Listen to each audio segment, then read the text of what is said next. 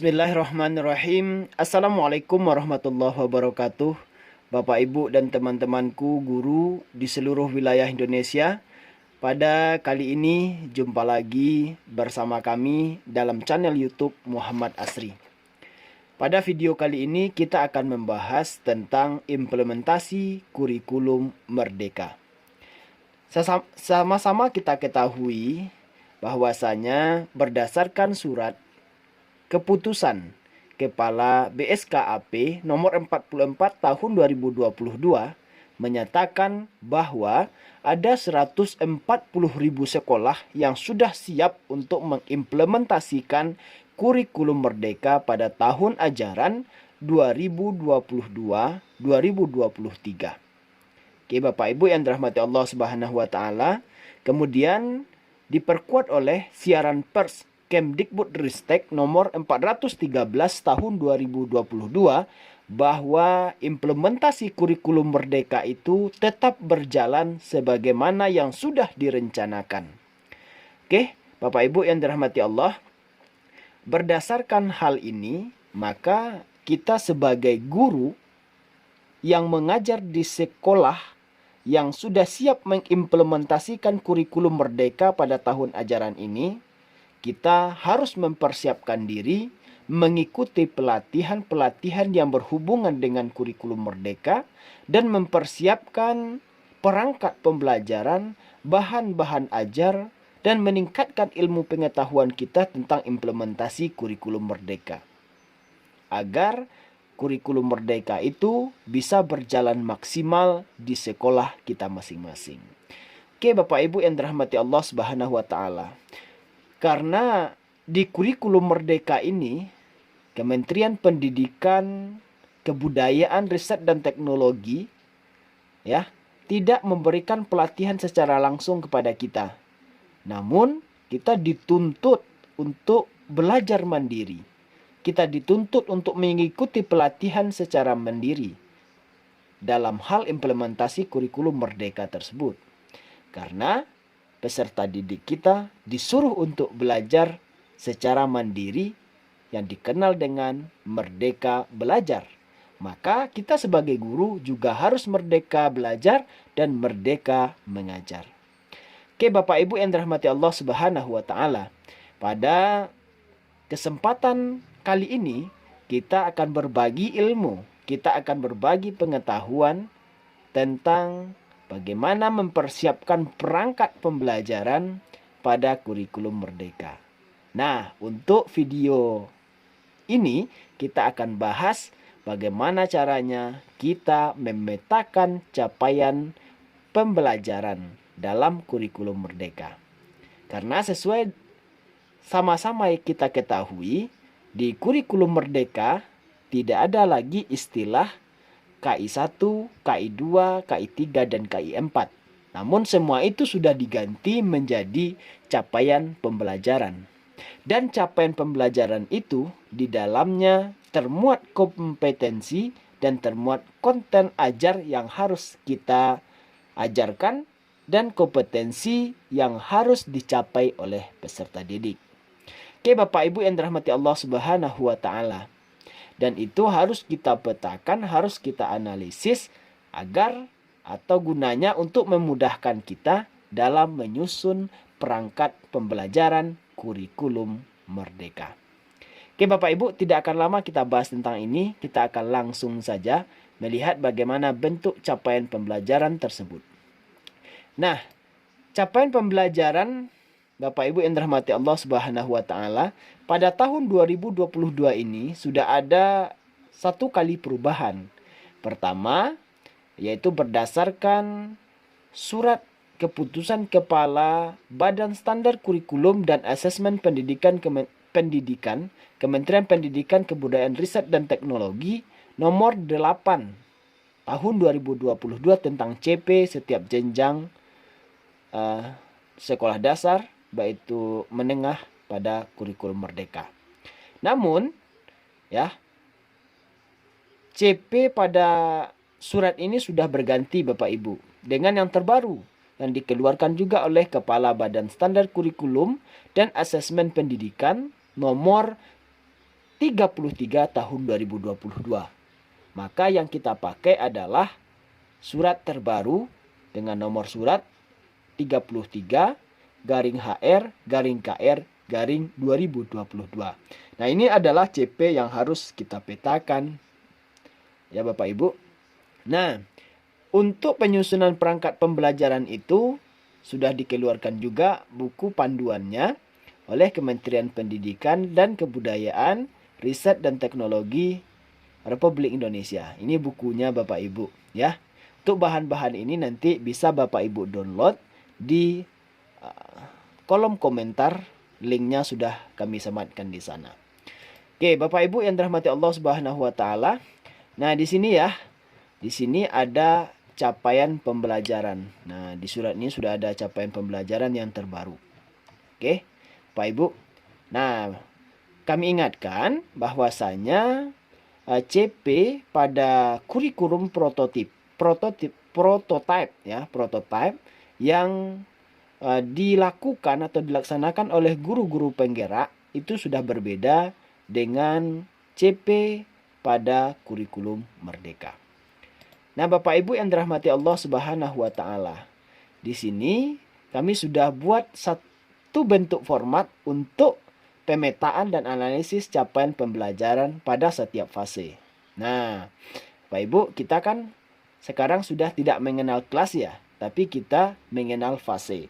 Ada fase A, ada fase B, fase C untuk jenjang sekolah dasar. Kemudian fase D untuk jenjang SMP sederajat. Kemudian fase E dan fase F untuk jenjang SMA, SMK sederajat. Oke Bapak Ibu, di format ini ada, yang kami petakan adalah pada mata pelajaran pendidikan agama Islam. Nah, dalam aturan tadi, keputusan Kepala BSKAP nomor 33 tahun 2022, di situ sudah dimuat ya Bapak Ibu tentang CP pendidikan agama Islam dan budi pekerti. Seperti ini ya. Nah, ini Bapak Ibu. Nah, ini ada deskripsi elemen per elemen ya. Nah, di sini di halaman 6 ini sudah ada fase A ini Bapak Ibu untuk CP-nya. Nah, di sini ada elemen Quran hadis, ini CP yang harus dituntaskan, ada akidah, ada fikih, ada sejarah. Nah, di sini sudah kita petakan Bapak Ibu CP-nya ya. Elemennya Al-Quran hadis, capaian pembelajarannya ini, pendidikan agama Islam dan budi pekerti, menekankan kemampuan mengenal huruf hijaiyah dan harkatnya, huruf hijaiyah bersambung, dan kemampuan membaca surah-surah pendek Al-Quran dengan baik. Nah Bapak Ibu, ini adalah CP. Ini kita tinggal copy paste saja dari regulasi yang ada, yaitu keputusan Kepala BSKAP nomor 33 tahun 2022. Nah, elemennya juga seperti itu Bapak Ibu, ya. Kita tinggal copy paste saja dari yang ada. Nah, ini untuk pendidikan agama Islam dan budi pekerti. Kemudian kompetensi yang ada ya. Dari sini, nah ini yang kita analisis. Dari sini, maka kita cari mana kompetensinya yang harus dicapai oleh peserta didik. Nah, kemudian dari CP ini, apa kontennya yang harus dimiliki oleh peserta didik. Nah, kemudian berapa alokasi waktunya dan untuk kelas berapa CP tersebut. Bapak Ibu yang dirahmati Allah Subhanahu wa taala, sebelum kita lanjut membahas hal ini, kami ingatkan terlebih dahulu, ini adalah bentuk salah satu formatnya saja. Kalau Bapak Ibu melihat format-format yang lain, itu sah-sah saja digunakan Bapak Ibu, ya. Karena tidak ada format baku untuk pemetaan dan analisis capaian pembelajaran tersebut.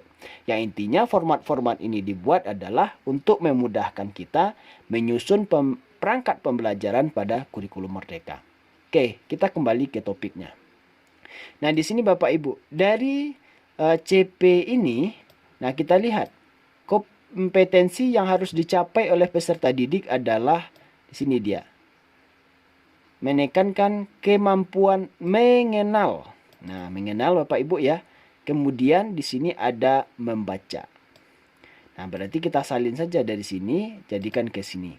Ini adalah kompetensi. Dan perlu kita ketahui bahwasanya pembelajaran pada kurikulum Merdeka itu adalah pembelajaran berbasis kompetensi. Berarti yang akan dicapai peserta didik adalah kompetensinya, mengenal. Dan untuk materinya itu bebas, sesuai dengan konten yang ada Bapak Ibu. Nah, di capaian pembelajaran ini juga termuat konten. Apa-apa konten yang harus disampaikan ke peserta didik? Yang pertama, ya ini Bapak Ibu, huruf hijaiyah dan harakatnya. Di sini dia menekankan kemampuan mengenal huruf hijaiyah dan harakatnya. Ini kompetensi 1. Ini konten 1 Bapak Ibu. Mohon maaf ya. Konten yang keduanya yaitu tentang huruf hijaiyah bersambung. Kemudian konten ketiganya tentang surah-surah pendek Al-Quran. Nah, alokasi waktu untuk mencapai kompetensi dan konten ini adalah 2 tahun Bapak Ibu. Karena dia berada pada fase A. Fase A itu untuk kelas 1 dan kelas 2. Artinya apa Bapak Ibu? Artinya adalah konten ini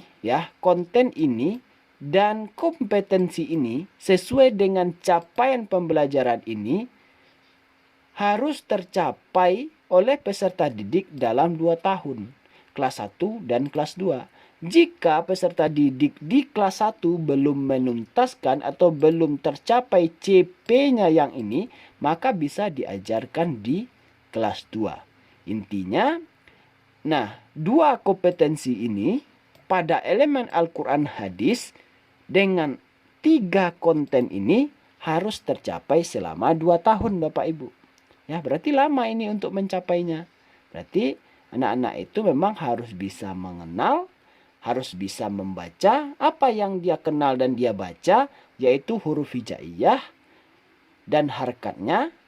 Kemudian huruf hijaiyah dan harakatnya yang bersambung, kemudian surah-surah pendek.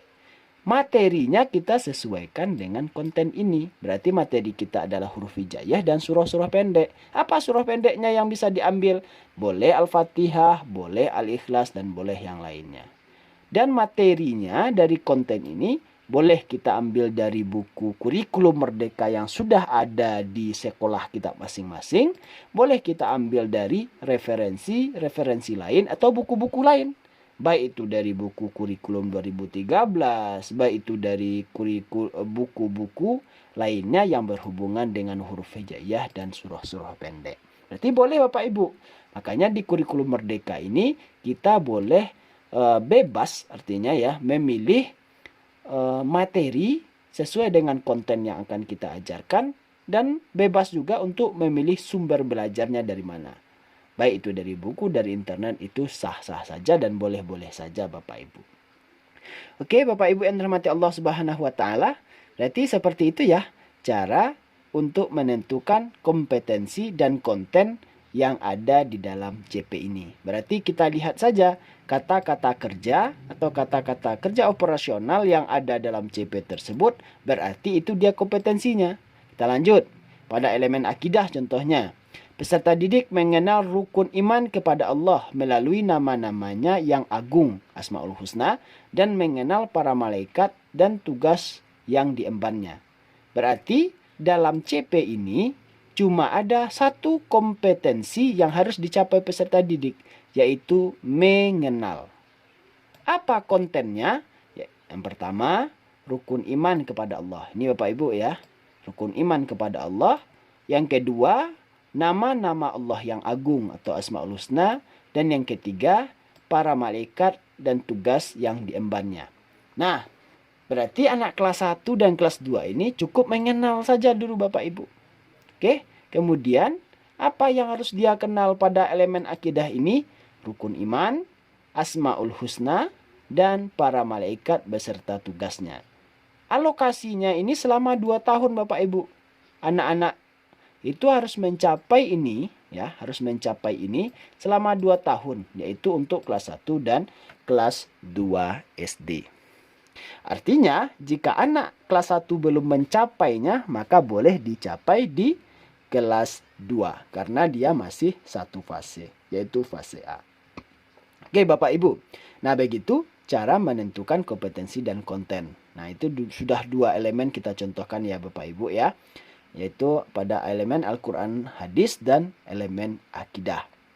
Oke, Bapak Ibu yang dirahmati Allah Subhanahu wa Ta'ala, kompetensi ini kita petakan seperti ini kompetensinya, ini kontennya. Apa gunanya? Gunanya adalah untuk memudahkan kita dalam menyusun tujuan pembelajaran dan materi pembelajaran yang akan kita ajarkan pada kurikulum Merdeka tersebut. Ya. Nah, dari kompetensi ini, maka kita lahirkan tujuan pembelajaran dan indikator tujuan pembelajaran tersebut. Ya, sesuai dengan kompetensinya. Karena pembelajaran di kurikulum Merdeka adalah pembelajaran yang berbasis kompetensi. Berarti mengenal. Apalagi ini tujuan pembelajaran atau indikator tujuan pembelajaran yang akan kita lahirkan. Maka di sini mulai mengenal, anak itu bisa mengetahui mana yang alif, mana yang ba, mana yang ta ya pada huruf hijaiyah. Nah, kemudian mereka bisa menentukan ini yang alif, yang ini yang ba, yang ini yang ta, seperti itu ya Bapak Ibu.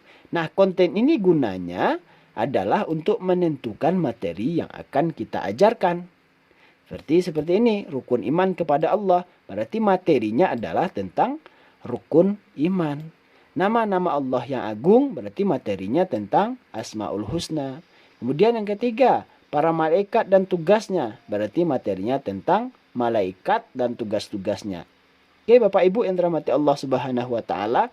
Nah, pemetaan dan analisis CP ini kita susun untuk memudahkan kita menentukan tujuan pembelajaran dan materi ajar yang akan kita lakukan pada kurikulum Merdeka Bapak Ibu.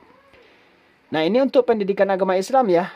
Pada mata pelajaran lain, bahasa Indonesia, matematika, IPAS ya, IPA dan IPS untuk SD, kemudian olahraga dan yang lain-lainnya itu secara prinsip hampir sama Bapak Ibu. Sama saja ya. Menentukan mana kompetensi dan mana kontennya. Oke, Bapak Ibu, nih kita lanjut ya. Ini masih pada fase A. Ini untuk akhlak. Nah, berarti kita ulangi lagi cara menentukan kompetensi tadi dengan melihat kata kerja operasional yang ada dalam CP. Nah, seperti akhlak ini, peserta didik terbiasa mempraktikkan nilai-nilai baik dalam kehidupan sehari-hari. Berarti mempraktikkan ini merupakan kompetensi. Kemudian nilai-nilai baik dalam kehidupan sehari-hari dan ungkapan positif untuk dirinya maupun sesama manusia, terutama orang tua dan guru, merupakan kontennya Bapak Ibu. Ya, merupakan kontennya. Oke, Bapak Ibu yang dirahmati Allah Subhanahu wa Ta'ala, ya, mungkin untuk video kali ini itu saja yang kita bahas ya Bapak Ibu, bagaimana menentukan kompetensi dan konten di CP, capaian pembelajaran. Nah, di sini dalam file ini sudah lengkap ya Bapak Ibu untuk kita lihat ya, untuk setiap elemennya pada mata pelajaran pendidikan agama Islam ya. Ini sudah kami susun Bapak Ibu. Ini pemetaan dan analisis capaian pembelajaran untuk fase B. Ya, Al-Quran hadis ada 4 kompetensinya. Kemudian kontennya ada 2. Akidah itu ada 2 kompetensinya. Dan kontennya juga ada 2. Nah, untuk akhlak itu ada berapa ini ya? Ada 3 kompetensinya. Kemudian kontennya itu ada 6. Ya. Kemudian untuk fikih kompetensinya itu ada 2. Kemudian untuk kontennya itu ada 2 juga Bapak Ibu. Nah, kemudian sejarah peradaban Islam itu kompetensinya ada 1. Kemudian untuk kontennya ada 3. Kita lanjut ke C Bapak Ibu ya. Untuk fase C, ini untuk kelas 5 dan kelas 6. Ya, walaupun belum diimplementasikan sekarang, namun tetap kita bahas Bapak Ibu ya. Al-Quran hadis itu ada kompetensinya itu ada 4 nih ya. Kemudian kontennya ada 1. Kemudian untuk akidah kompetensinya ada 2, kontennya itu ada 1, 2 ya. Akhlak itu kompetensinya ada 3 untuk fase C ya Bapak Ibu. Kemudian untuk kontennya itu ada 5. Nah, untuk fikih kompetensinya itu ada 2 dan kontennya itu ada 3. Nah, untuk sejarah peradaban Islam di situ kompetensinya ada 1, kemudian kontennya ada 2. Selanjutnya untuk fase D Bapak Ibu dan teman-teman semuanya ya, untuk fase D ini untuk kelas 7, 8, 9 SMP ya. Berarti untuk jenjang SMP ini Bapak Ibu. Ya, fase D ini. Nah, di elemen Al-Qur'an hadis, CP-nya ini, kemudian kompetensinya itu ada 2 dan kontennya ada 4. Nah, untuk elemen akidah, CP-nya ini ya sesuai dengan aturan, kemudian kompetensinya ada 1 dan kontennya itu juga 1. Nah, untuk elemen akhlak, ini CP-nya, ini kompetensinya ada 3 dan kontennya itu ada 4. Kemudian pada elemen fikih, ini CP-nya, kemudian ini kompetensinya ada 2 dan kontennya ada 3. Nah, untuk sejarah peradaban Islam, ini CP-nya sesuai aturan. Di dalam CP ini ada 2 kompetensi dan ada 2 konten. Kemudian Bapak Ibu, pemetaan dan analisis capaian pembelajaran setiap fase. Ini untuk fase E, yaitu untuk kelas 1 SMA, SMK sederajat Bapak Ibu. Ini berarti alokasi waktunya 1 tahun ya. Nah, berarti dalam tahun pertama anak-anak memang harus mencapai ini di jenjang SMA. Nah, ini untuk elemen Al-Qur'an hadis, kompetensinya ada 5. Kemudian kontennya ada 5 juga. Nah, untuk kelas 1 SMA ya Bapak Ibu, SMK juga seperti itu pada mata pelajaran PAI. Nah, untuk elemen akidah, ini CP-nya dan kompetensinya itu ada 4, kontennya ada 3. Ya. Untuk akhlak, ya, untuk akhlak ini Bapak Ibu, ini apanya?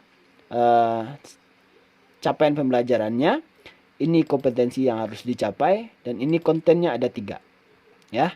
Kemudian pada elemen fikih, ini CP-nya dan ini kompetensinya ada 4, kemudian kontennya ada 2.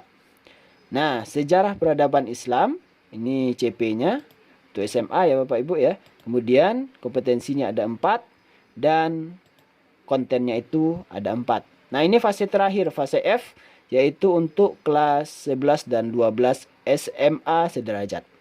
Untuk elemen Al-Qur'an hadis, ya, kompetensinya itu ada 4, kemudian kontennya itu ada 3. Ya, kontennya ada 3. Namun dari 3 ini banyak rinciannya Bapak Ibu. Ya. Kemudian untuk akidah, di sini kompetensinya ada 4, kemudian kontennya 2. Dari 2 konten ini banyak materi yang bisa dilahirkan. Oke. Kemudian yang keempat, yaitu elemen akhlak. Ya. Ini elemen berikutnya, elemen akhlak, yaitu ada 5 kompetensinya dan kontennya itu ada 6. Nah, untuk fikih Bapak Ibu ya, ada kompetensinya ada 4 dan kontennya itu ada 3. Nah, untuk sejarah peradaban Islam, kompetensinya ada 5 dan kontennya ada 5. Nah, ini adalah pemetaan CP yang ada sudah dipetakan, ini kompetensinya dan ini capaian pembelajarannya. Jadi kami ingatkan Bapak Ibu, dari kompetensi ini maka akan lahir tujuan pembelajaran dan dari konten ini akan kita lahirkan materi pembelajaran. Kompetensi yang harus dicapai oleh peserta didik sesuai dengan fasenya masing-masing dan konten ini adalah materi yang harus dikuasai oleh peserta didik sesuai fasenya juga. Oke, Bapak Ibu yang dirahmati Allah Subhanahu wa taala, tadi kita sudah sama-sama bahas bagaimana cara menentukan kompetensi pada CP dan bagaimana juga menentukan konten pada CP. Untuk video kali ini cukup sekian Bapak Ibu, semoga bermanfaat dan kita bisa mengimplementasikan kurikulum Merdeka dengan baik, dengan benar, dan mari kita saling berbagi. Sekian dari kami. Wassalamualaikum warahmatullahi wabarakatuh.